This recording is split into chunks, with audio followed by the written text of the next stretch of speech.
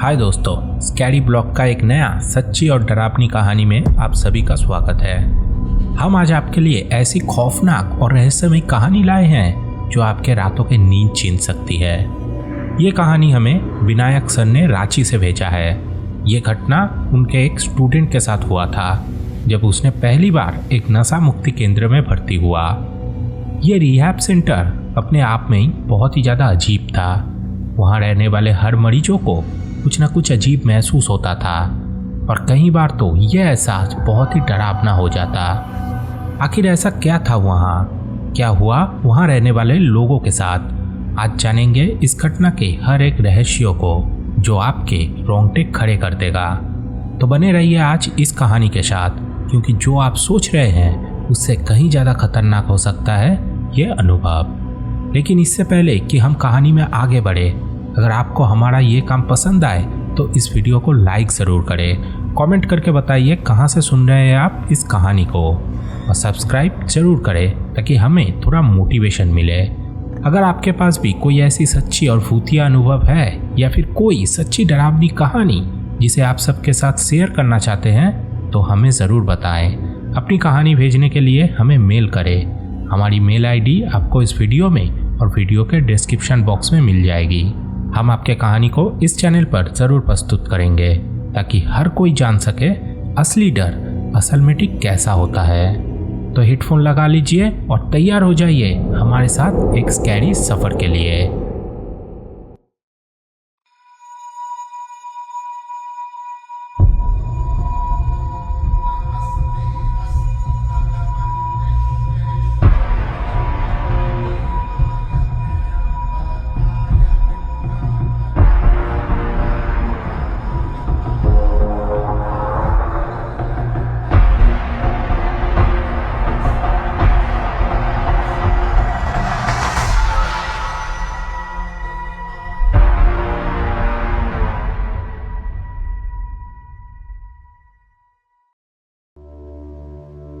साल 2022 हाल ही की बात है।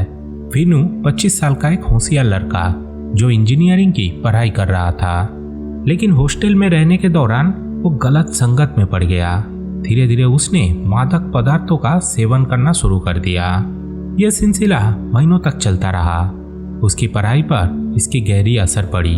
उसका सेमेस्टर में बेहद ही खराब परिणाम आए। विनू एक सम्मानित परिवार से था और उसने जल्दी ही ये समझ ली कि ये लत उसकी जिंदगी बर्बाद कर रही है। उसने अपने बचपन के शिक्षक विनायक सर से मदद लेने का फैसला किया। विनायक सर न केवल उसका टीचर था बल्कि उसके बड़े भाई जैसा था। विनू ने अपने मन की बात उनके सामने खोल कर रख दी और अपनी इस आदत से छुटकारा पाने के लिए मदद मांगी।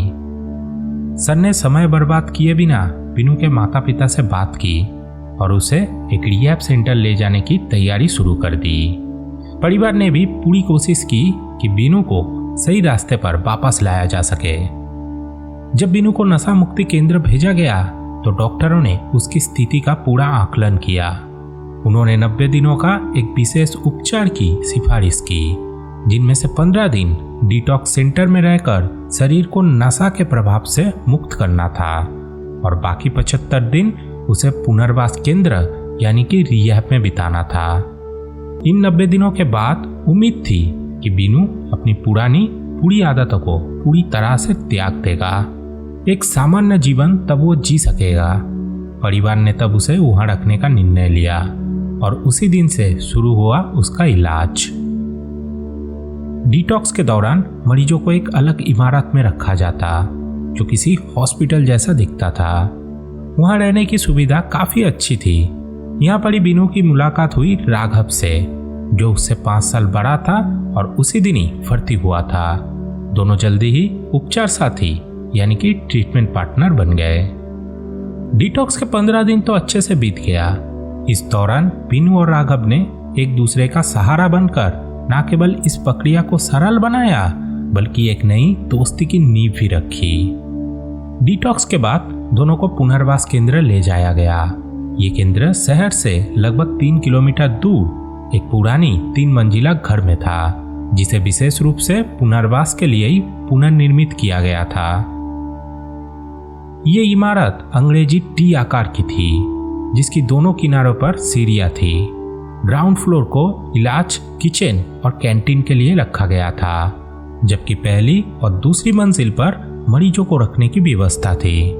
बिल्डिंग के बाहर एक बड़ा सा मैदान था, जहां खेलने कूदने की पर्याप्त सुविधा मौजूद थी। मैदान के एक कोने में एक छोटा सा जिम भी बना हुआ था। पूरे ग्राउंड को बड़े बाउंड्री वॉल से घेर के रखा गया था। बाउंड्री वॉल के मेन गेट पर था एक छोटा सा कमरा, जिसमें सिक्योरिटी गार्ड रहता था। लेकिन जब बिनू और राघव रात के समय पहली बार इस इमारत में पहुंचा, तब बिनू के अंदर एक अजीब सा डर और बेचैनी घर कर लिया। ऐसा लगा जैसे ये जगह सिर्फ एक पुनर्वास केंद्र नहीं, बल्कि किसी अनजानी रहस्यों को छुपाए हुए है। रात में दोनों वहां रहने वाले अन्य मरीजों से मुलाकात की, उन्हें रहने की नियम समझाए गए और फिर रात का खाना खाकर सभी अपने कमरे में सोने चले गए। बिनू और राघव को अलग अलग कमरे में रखा गया था। बिनू जिस कमरे में था वहां उसके साथ कुल 7 लोग रहते थे, जबकि राघव के कमरे में 10 लोग थे। पहले दिन ही रात के समय जब बिनू सो रहा था, अचानक उसे किसी की गुर्राने की आवाज़ सुनाई दी। उसने देखा उसके साथ सो रहा कुछ लड़के उठकर एक दूसरे लड़के को जगाने की कोशिश कर रहे थे।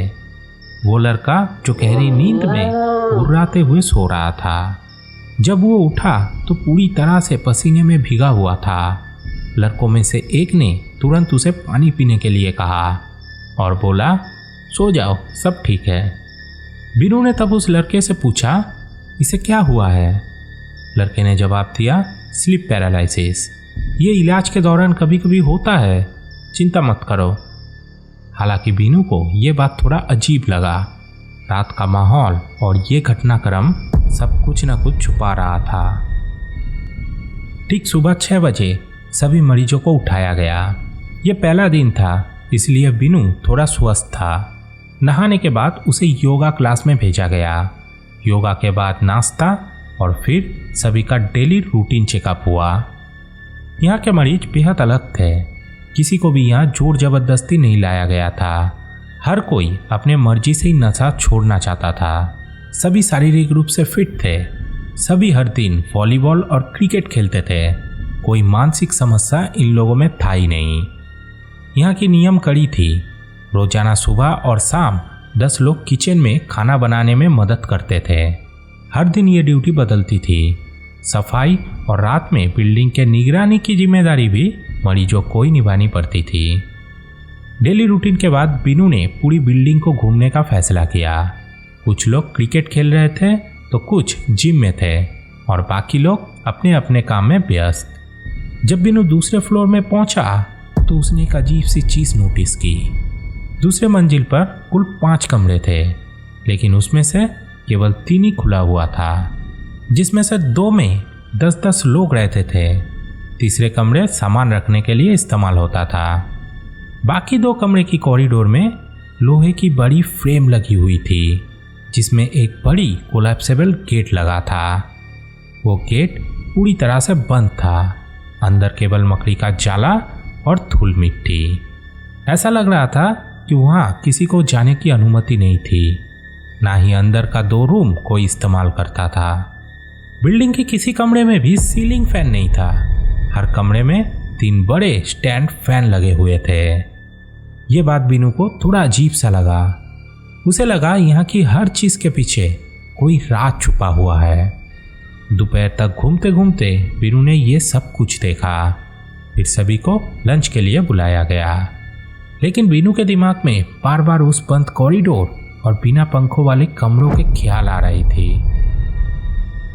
दोपहर खाने के बाद जब बिनू अपने कमरे में पहुंचा तो उसने राघव को दूसरी मंजिल के बारे में बताया। राघव ने भी इस जगह को पहले नोटिस किया था। जब उन लोगों ने वहां रहने वाले पुराने कुछ लोगों से इस बारे में पूछा तो सभी ने उन्हें वहां जाने से मना कर दिया। उन्होंने चेतावनी दी, जितना हो सके यहाँ कम बोलो और किसी भी चीज़ पर ज़्यादा उत्सुकता मत दिखाओ। उनकी बातों ने बिनू के मन में और भी ज़्यादा सवाल खड़े कर दिए। उसे महसूस हो रहा था यहाँ सब कुछ जितना सीधा दिखता है उतना सब कुछ सीधा है ही नहीं। शाम के समय था टीवी देखने का। 6 से 8 बजे तक सब लोग ग्राउंड फ्लोर पे टीवी देखने के लिए इकट्ठा हुए। बीनू और राघव भी वहाँ थे। तभी बीनू को अचानक बाथरूम जाना पड़ा। ग्राउंड फ्लोर पर कोई बाथरूम नहीं था, इसीलिए उसे दूसरे मंजिल पर जाना पड़ा। जब बीनू सीढ़ियों से दूसरे मंजिल की ओर जा रहा था तब उसे अपने शरीर में एक अजीब सा भारीपन महसूस हुई। ऐसा लग रहा था जैसे उसके पैर उठ ही नहीं रहा। जब उसने दूसरी मंजिल पर पहुंचकर देखा तो वहाँ कॉरिडोर में अच्छी खासी लाइट जल रही थी, लेकिन पता नहीं क्यों उसे एक अजीब सा डर महसूस हो रहा था। ये सब कुछ उसके लिए थोड़ा अजीब था, लेकिन उसने ज़्यादा ध्यान ना देते हुए सीधे बाथरूम की ओर चला गया। घड़ी में तब ठीक 7:30 बज रहे थे। बीनू ने बाथरूम का दरवाज़ा बंद किया और अपना काम पे लग गया। तभी उसे कॉरिडोर से अचानक घुंघरू की आवाज़ सुनाई दी, जैसे कोई घुंघरू पहन के कॉरिडोर में चल रहा हो। ये सुनकर बीनू के दिल जोर से धड़कने लगे। उसके रोंगटे खड़े हो गए। उसने सोचा, ये कैसे हो सकता है? मैंने यहाँ कोई लड़की या कोई महिला को तो देखा ही नहीं, फिर ये घुंघरू पहनकर कौन यहाँ पे चल रहा है? डरते हुए उसने जल्दी जल्दी बाथरूम का काम खत्म किया और दरवाज़ा खोलते ही देखा घुंघरू की आवाज़ अचानक बंद हो गई। उसने इधर उधर देखा, लेकिन वहाँ कोई भी नहीं था। हर तरफ सिर्फ सन्नाटा परसा हुआ था। नीचे ग्राउंड फ्लोर पर वापस पहुंचकर उसने देखा कि सभी लोग अपने अपने काम में व्यस्त थे। कुछ लोग रसोई में खाना बना रहे थे तो कुछ टीवी देख रहे थे। घबराए हुए बीनू सीधे टीवी वाले कमरे पे चला गया। कुछ देर शांत बैठने के बाद बीनू ने अचानक सबके सामने पूछ ही लिया, यहाँ कोई लड़की या कोई महिला काम करता है? ये सुनते ही कमरे में मौजूद लोग एक दूसरे को देखने लगे। एक अजीब सा सन्नाटा छा गया। राघव थोड़ा हैरान होकर पूछा, क्यों, क्या हुआ? तभी वहाँ मौजूद एक बड़े लड़के जो कई दिनों से यहाँ रह रहा था, उसने बोला, तुम जितना हो सके इन बातों पर ध्यान मत दो। यहाँ जो भी अजीब दिखाई दे या सुनाई दे उसे अनदेखा करो। ज़्यादा जानने की कोशिश करोगे तो मुश्किल में पड़ जाओगे। अपने तक रहोगे तो सुरक्षित रहोगे। बीनू को ये जवाब समझ में नहीं आया। उसने दोबारा पूछा, लेकिन मैंने अभी अभी दूसरे मंजिल पर घुंघरू की आवाज़ सुनी। जब देखा तो वहाँ कोई भी नहीं था। ये कैसे हो सकता है? उस लड़के ने बीनू को शांत करते हुए कहा, ये तुम्हारा वहम है। अभी तुम्हारा इलाज चल रहा है, इसीलिए ऐसा हो सकता है। धीरे धीरे सब ठीक हो जाएगा, चिंता मत करो। बीनू को ये जवाब भी हजम नहीं हुआ। उसे महसूस हो रहा था ये सब सिर्फ एक वहम नहीं है। यहाँ कुछ ना कुछ ऐसा जरूर है जो सब छुपा रहे हैं। लेकिन तभी उसने उन लोगों का बात को सुनना ही सबसे सही समझा। अगले दिन सुबह बीनू और राघव की रसोई में ड्यूटी थी। दोनों सब्जी काटे और बाकी कामों में इतना व्यस्त थे कि पूरा दिन ऐसे ही बीत गया। शाम को सभी के साथ बैठ के टीवी देखा। रात में सोने के लिए चले गए। रात को अचानक अगले कमरे से किसी की चीखने की आवाज़ें आई। बीनू की नींद फिर से खुल गई। तब उसने बगल में सोए लड़के को जगाया, लेकिन उस लड़के ने कहा, सो जा, यहाँ अक्सर ऐसा होता है। ये इलाज के दौरान होने वाला स्लीप पैरालिसिस है। मेरे साथ भी कई बार ये हो चुका है। चिंता मत कर, सो जा। बीनू को ये बात तब भी हजम नहीं हुई, लेकिन उसने फिर से सोने की कोशिश की। अगले दिन सुबह पता चला कि राघव को रात की नाइट गार्ड की ड्यूटी मिली है। उसे 3 और लोगों के साथ रात में चौकीदारी करनी थी, लेकिन उस दिन बीनू को कोई भी काम नहीं दिया गया। उसने पूरा दिन आराम से बिताया और उसे कहीं भी कुछ अजीब सा महसूस नहीं हुआ। पर रात में बीनू के साथ जो हुआ वो बेहद ही अजीब और डरावना था। रात को करीब 2:30-3 बजे उसकी अचानक नींद खुल गई। उसने देखा बाकी 5 लोग पास ही सो रहे थे। तब घर में एक छोटी सी नाइट बल्ब की हल्की रोशनी थी। सब कुछ साफ दिख रहा था, लेकिन तभी उसने देखा एक 22-23 साल की लड़की जिसने घुंघरू पहनी थी कमरे में इधर उधर घूम रही थी। ये देख बीनू की खून जम गए। वो डर के मारे चुपचाप लेटा रहा और अपने आधी खुली आंखों से उस दृश्य को देख रहा था। वो लड़की धुएं जैसी थी, उसके आर पार सब कुछ दिख रहा था। उसने घुटनों तक लंबी चोटी बनाई हुई थी जो पीछे हिल रहा था। उसका चेहरा धुंधला था पर उसके चाल हवा में तैरने जैसी थी। उसकी कोई पैर नहीं थी, वो हवा में तैर रहा था। वो लड़की धीरे धीरे दीवार के पास गई और उसमें समाते हुए बगल वाले कमरे में चली गई। बीनू की शरीर तब डर के मारे बर्फ जैसे हो गया। उसने तब किसी को कुछ भी नहीं बताया, अपने आंखों को बंद करके बिस्तर में लेटा रहा जब तक ना सुबह हो गई। सुबह 6 बजे जब बीनू नहाने गया तो राघव ने रात की गार्ड ड्यूटी की एक अजीब किस्सा सुनाया।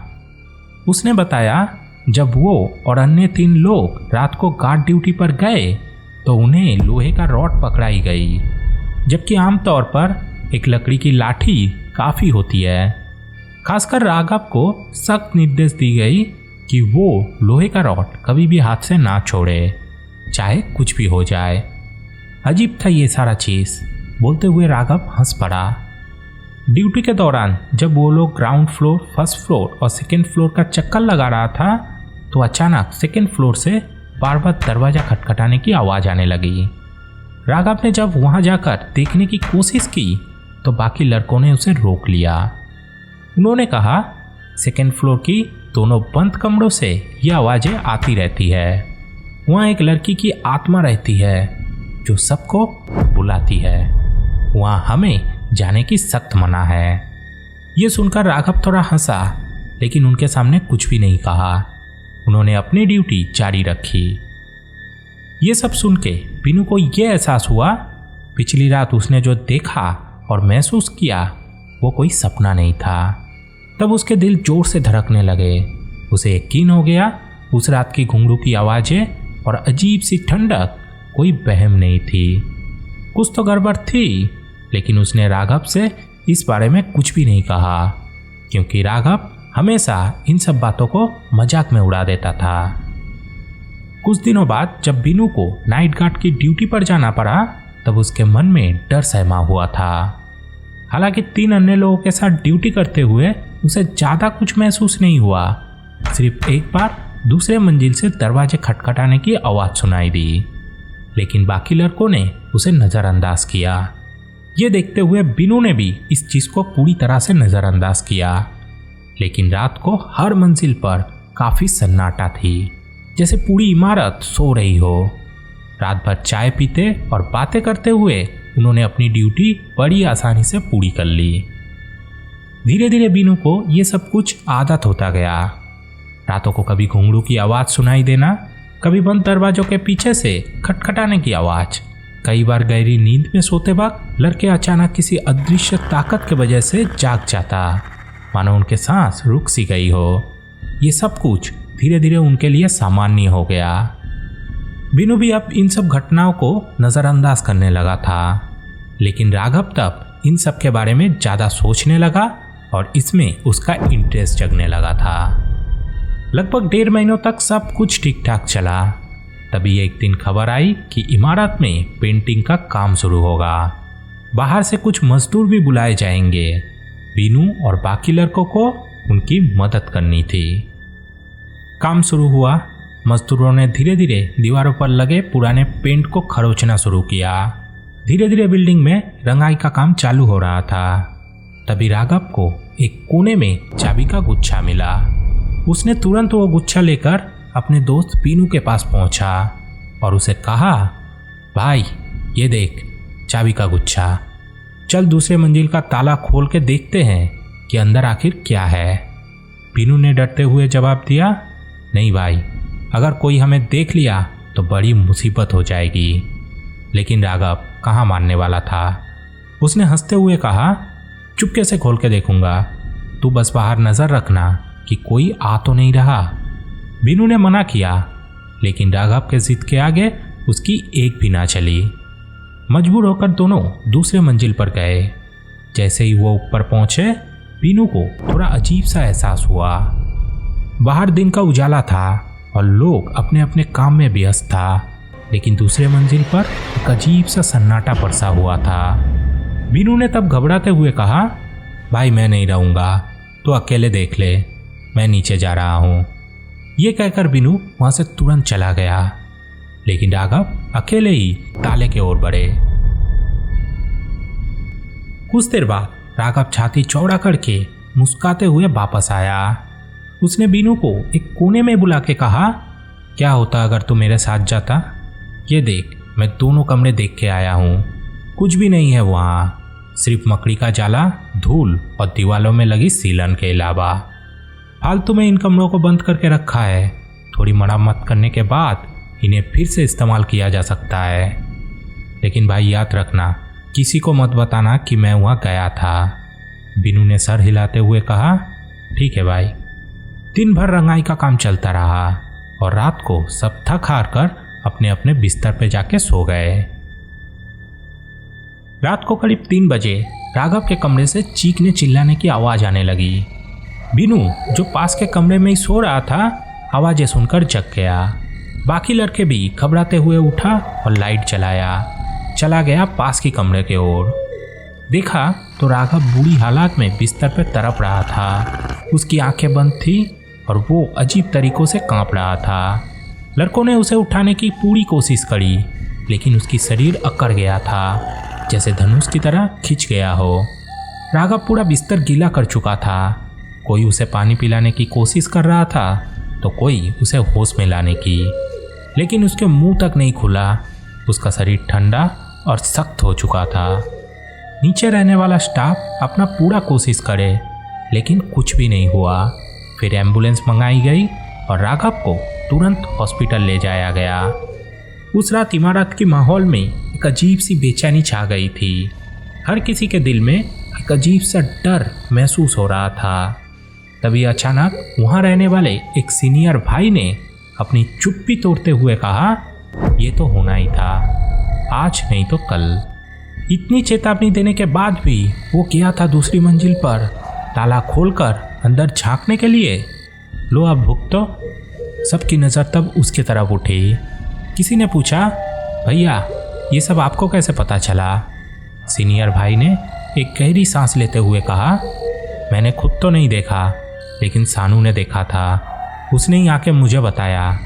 जब मैंने राघव से पूछा तो उसने सब कुछ छुटलाने की कोशिश की, पर अब सच कभी छुप नहीं सकता। लड़कों के बीच तब एक गहरा सन्नाटा छा गया। अचानक एक लड़के ने पूछा, भैया आखिर क्या है वहाँ? हमें दूसरी मंजिल के लोहे के दरवाजे के पास जाने के लिए क्यों मना किया जाता है? आप तो यहाँ कहीं समय से हैं, आपको तो सब कुछ पता होगा। सीनियर भाई कुछ पल तो खामोश रहा, फिर धीमी आवाज़ में बोला, मुझे इसका सच्चाई नहीं पता, पर कहता है कि वहाँ एक चुड़ैल बसता है। मैंने सुना है कि जो लोग उसे देखता है वो डर जाता है, लेकिन उसने कभी किसी को नुकसान नहीं पहुँचाया। वो बड़ी शांत है। बीच में एक लड़के ने बोला, आपने कभी देखा है? भाई ने तब सर झुका लिया और धीरे से कहा, हाँ, एक बार रात के वक्त मैं गश्त लगा रहा था तो मैंने उसे देखा, लेकिन जैसे ही मैंने नज़र मिलाई वो गायब हो गई। वो किसी को डराता नहीं, ना ही किसी को चोट पहुंचाता है, बस रहस्यमय ही है। इस पर कई लड़कों ने सहमति जताई और अपना सर हिलाया। उनमें से ही कुछ ने कहा, हमने भी उसे देखे हैं। उस रात कोई भी नहीं सो पाया। हर कोई जागे हुए डर और बेचैनी में रात बिताने को मजबूर थे। सीनियर भाई की बातों ने सबके मन में और भी गहरी बेचैनी भर दी थी। जैसे जैसे रात गहरी होती गई, सेकेंड फ्लोर से दरवाज़ा खटखटाने की आवाज़ आने लगी। खिड़कियों पर टकराते हुए हवा माहौल को और भी भयानक बना दिया, लेकिन किसी ने हिम्मत नहीं की दूसरी मंजिल के लोहे के दरवाजे की ओर जाने की। सबके चेहरे पर थकावट और डर साफ नजर आ रहा था, लेकिन एक सवाल सबके मन में अभी भी कायम था, आखिर वहाँ कौन है? सुबह खबर आई कि राघव ने रास्ते में ही दम तोड़ दिया। बताया गया उसे पैनिक अटैक आया था, जिसकी वजह से उसकी हार्ट अटैक हो गई। इस घटना ने सबको झंझोर के रख दिया। पूरी बिल्डिंग में डर और खौफ का माहौल बन चुका था। फैमिली के लोग मैनेजमेंट पर सवाल उठा रहे थे, लेकिन भूत प्रेत के बातें अभी भी किसी के सामने खुलकर नहीं आई थी। सभी ने इसे एक मेडिकल प्रॉब्लम मानकर पूरी तरह से नज़रअंदाज किया, परंतु बिल्डिंग का निर्माण कार्य फिर से रोक दिया गया। अगले दिन रात को 2 खौफनाक घटनाएं एक साथ घटी। बिल्डिंग के मुख्य गेट पर एक चौकीदार तैनात रहते थे। उस दिन भी वो वहीं थे। उस रात वो गेट के पास बने छोटे से कमरे में बैठकर रेडियो पर गाने सुन रहे थे। कमरे के बाहर एक छोटा सा खटिया बिछाया हुआ था। अचानक उन्हें ऐसा महसूस हुआ जैसे कोई खटिया पर आकर बैठ गया हो। खटिया पर बैठने की एक आवाज़ साफ सुनाई दी। उन्होंने तुरंत खिड़की से बाहर झांक कर देखा, लेकिन खटिया पर तब कोई भी नहीं था। उनकी नज़र खटिया पे लगी रस्सियों पे पड़ी, जो पूरी तरह से झुकी हुई थी, जैसे कोई चीज़ उस पर बैठा हो। चौकीदार ने तुरंत अपनी मोटी लाठी उठाई और कंधे पर रखी बंदूक संभालते हुए बाहर निकला। उन्होंने इधर उधर देखा। हर तरफ तब लाइट जल रहा था, लेकिन मैदान में कुछ भी नहीं दिखाई दिया। बिल्डिंग में गश्त लगा रहे लड़के तब ऊपर घूम रहे थे। चौकीदार ने भी अपनी टॉर्च जलाकर मैदान के चारों ओर देखा। तभी अचानक कोई पीछे से उन्हें धक्का दे दिया। चौकीदार छिटकते हुए जमीन पर गिर पड़ा। उनके चीखे सुनकर गश्त लगा रहे लड़के दौड़ के नीचे आ गए। चौकीदार तब कांप रहा था। लड़कों ने तुरंत उसे खटिया पर बैठाया और पानी पिलाने की कोशिश की। इन सब हलचल को सुनते हुए बिल्डिंग में मौजूद सभी लोग नीचे आ गए और चौकीदार को घेर के खड़े हो गए। कांपते हुए चौकीदार ने बताया, मैंने मैदान के बीचों बीच एक आदमी को देखा। उनका उम्र करीब 55 साल का होगा। वो धोती कुर्ता पहने हुए थे। मैं उसे देख ही रहा था कि किसी ने मुझे पीछे से धक्का दे दिया। जब मैंने दोबारा देखा तो वो आदमी हवा में अचानक ऊपर उठ गया। उठकर उसका गला मुटक कर वो आदमी अचानक वहीं पे कहीं गायब हो गया। ये सुनकर वहाँ मौजूद सभी लोगों के चेहरे पर डर की लकीरें साफ दिखाई देने लगी थी। कुछ ही देर बाद चौकीदार अपने साइकिल लेकर उस रात में अपने घर चला गया। इस घटना के बाद रात का माहौल और भी ज़्यादा भयानक और सन्नाटे में भरा हुआ था। सभी अपने अपने कमरे पर वापस लौट गए। बीनू भी अपने बिस्तर पर लेटा हुआ था। बाकी लोग तब गहरी नींद में थे, लेकिन बीनू के दिल रह रहकर बेचैन हो रहा था। तभी अचानक उसकी आंखें खुल गई। कमरे में हल्की रोशनी कर रही नाइट बल्ब चल रही थी। उसने जब दरवाजे की ओर देखा तो उसके आंखें फटी की फटी रह गई। दरवाजे के सामने वही लड़की तब खड़ी थी। वो हवा में तैर रही थी और उसका पैर जमीन के ऊपर था। सफ़ेद साड़ी, पाँव में घुंघरू पहने। उसके आंखें अंधेरे में जलते लाल मसाल जैसे दिख रहे थे। बीनू ने डरकर अपनी आंखें बंद कर ली। कुछ पल बाद उसने हिम्मत जुटाकर आंखें खोलने की कोशिश की, लेकिन इस बार वो लड़की बिल्कुल उसके सामने खड़ी थी। बीनू की चीख तब गले में अटक गई। वो छटकाते हुए चद्दर खोल के उठकर बैठ गया। उसके इस हलचल से कमरे में बाकी लोग भी जाग गए। सभी उससे पूछा, क्या हुआ बीनू? कांपते हुए उसने कहा, मैंने अभी एक लड़की को देखा। वो वहाँ हवा में तैर रही थी। उसका कोई पैर नहीं था। सभी ने उसे दिलासा देते हुए पानी पिलाया। बीनू के लिए उस रात नींद की नामो निशानी मिट चुकी थी। उसके नजरें बार बार दरवाजे की ओर जाती। इसी तरह से समय बीतता गया और सुबह की किरण खिड़कियों से अंदर आने लगी। सुबह होते ही बिल्डिंग में एक अजीब सी हलचल महसूस हो रही थी। रिहैब के बड़े अधिकारी यहाँ स्टाफ के साथ मीटिंग करने आए थे। उनके बीच काफी देर तक बातचीत चली। इस दौरान बीनू के चेहरे पर बेचैनी साफ झलक रही थी। रात को वो छवि देखने के बाद वो और यहाँ रुकने को तैयार नहीं था। उसने घर फोन कर बताया कि वो तुरंत वापस जाना चाहता है। हालांकि उसकी इलाज अभी भी पूरी नहीं हुई थी, लेकिन अब उसके अंदर यहाँ रुकने की और हिम्मत भी नहीं थी। बीनू ने ऑफिस में जाकर अपनी बात भी रखी। उसने वहाँ कहा, या तो मुझे शिफ्ट कर दो या फिर मुझे डिस्चार्ज कर दो, लेकिन स्टाफ ने उसकी बात मानने से साफ इनकार कर दिया। दोपहर में खबर आई, घर लौटने के बाद चाचा की तबीयत अचानक बहुत ही ज़्यादा खराब हो गई। इसके बाद और वो कभी यहाँ पे ड्यूटी पे नहीं आएंगे। ये खबर पूरी बिल्डिंग में आग की तरह फैल गई। हर कोई सहमा हुआ था, आखिर क्या हो रहा है इस बिल्डिंग में। जो जगह इतने दिनों से शांत थी वो अचानक इतनी खतरनाक कैसे हो गई। लोग एक दूसरे से सवाल करते रहे, लेकिन किसी के पास भी इसका कोई जवाब नहीं था। रात को अब से सुरक्षा बढ़ाने का फैसला लिया गया। हर फ्लोर पर 4-4 लोग तैनात किए गए। मेन गेट पर 3 कर्मचारी रहेंगे। जब तक नया सिक्योरिटी गार्ड नहीं आता तब तक ये नया नियम वहाँ पे लागू रहने वाला था। उस दिन बीनू की भी रात की ड्यूटी थी, लेकिन उस रात कुछ ऐसा हुआ जिसने सबको झंझोड़ कर रख दिया। रात में दूसरे फ्लोर पर गश्त लगा रहे 4 लड़कों ने कॉरिडोर में किसी अजीब सी चीज को तेजी से भागते हुए देखा। ये सिर्फ किसी एक की कल्पना नहीं थी, चारों ने इसे महसूस किया। जब वो उस कोलैप्सेबल गेट के पास पहुंचा तब अंदर राघव खड़ा था। राघव को देखकर उन लोगों की रूह कांप गई। वो बिना हिले डुले बस सामने की तरफ देख रहा था। घबराए हुए वो लोग तब ऊपर की तरफ भागे, जहां बाकी 4 लड़के मौजूद थे, जिसमें बीनू भी था।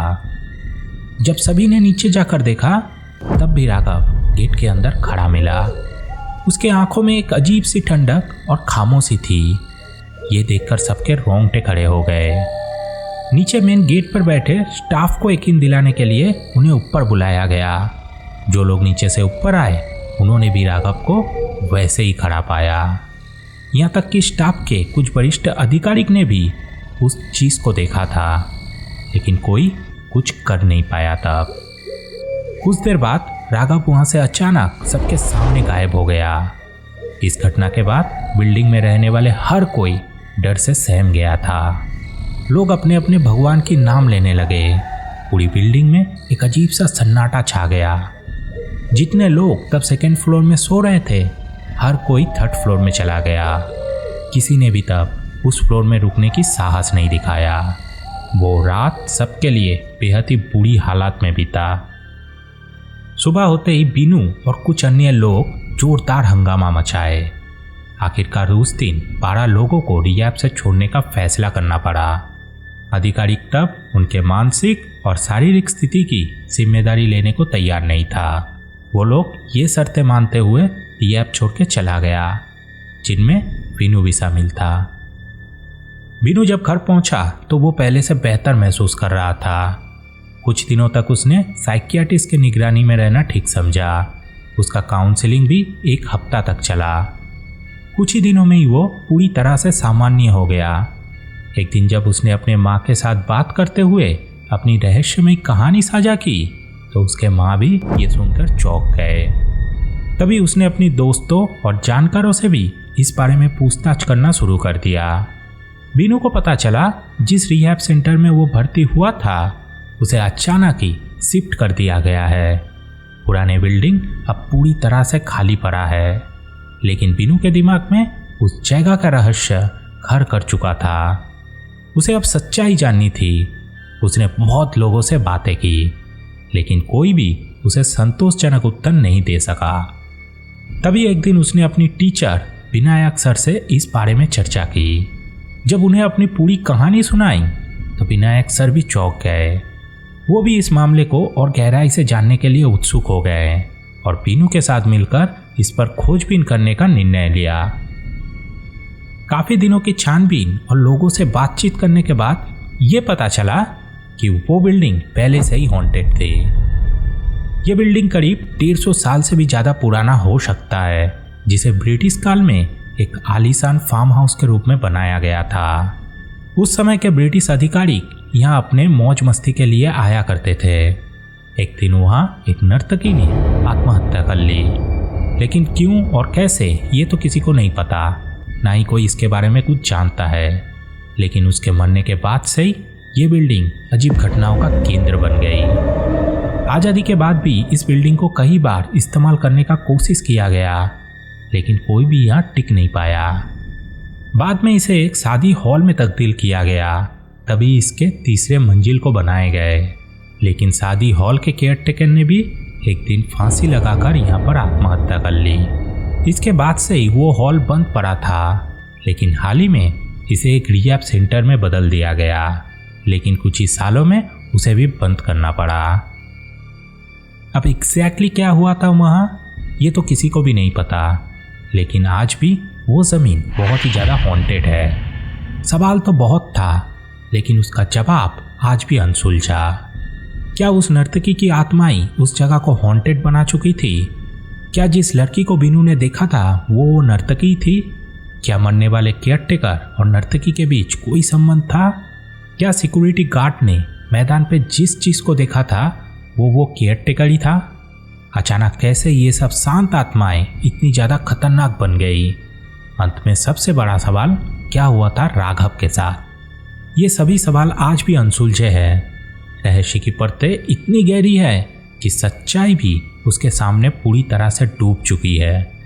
ये कहानी खत्म होकर भी खत्म नहीं हुआ। आज भी उसका राज उसी जमीन में कहीं छुपा हुआ है। तो यही था आज का कहानी। अगर आपके पास भी ऐसा कोई सच्ची और भूतिया अनुभव है या फिर कोई सच्चा डरावनी कहानी जिसे आप सबके साथ शेयर करना चाहते हैं तो हमें ज़रूर बताएं। आपकी कहानी भेजने के लिए हमें मेल करें। हमारी मेल आईडी आपको इस वीडियो में और वीडियो के डिस्क्रिप्शन बॉक्स में मिल जाएगी। हम आपके कहानी को इस चैनल पे ज़रूर प्रस्तुत करेंगे ताकि हर कोई उस हादसे को जान सके। अगर आपको ये कहानी पसंद आए तो इस वीडियो को लाइक ज़रूर करें, कमेंट करके बताइए कहाँ से सुन रहे हैं आप इस कहानी को, और सब्सक्राइब ज़रूर करें ताकि हमें थोड़ा मोटिवेशन मिले। तो आज के लिए इतना ही, फिर मिलेंगे और एक सच्ची घटना के साथ। तब तक के लिए goodbye. Thanks for watching.